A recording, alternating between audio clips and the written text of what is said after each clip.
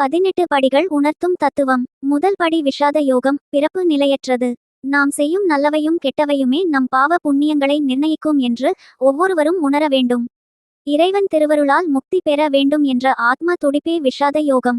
இரண்டாம் படி சாக்கிய யோகம், பரமாத்மாவே எம் குரு என உணர்ந்து அவரிடம் ஆத்ம உபதேசம் பெறுவது சாக்கிய யோகம்.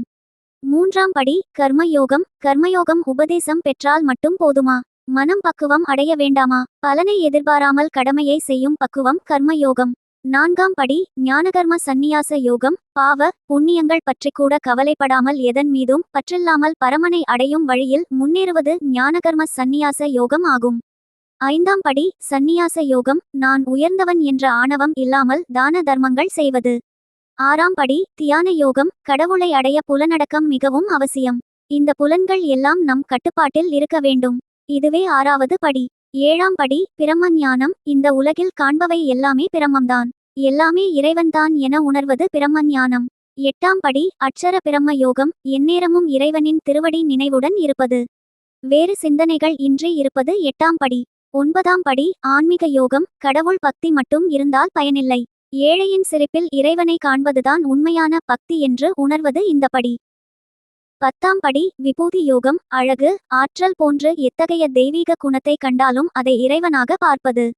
11ஆம் படி விஸ்வரூப தரிசன யோகம். பார்க்கும் அனைத்திலும் இறைவன் குடிகொண்டுள்ளான் என்று பார்க்கும் மனப்பக்குவத்தை வளர்த்துக்கொள்வது.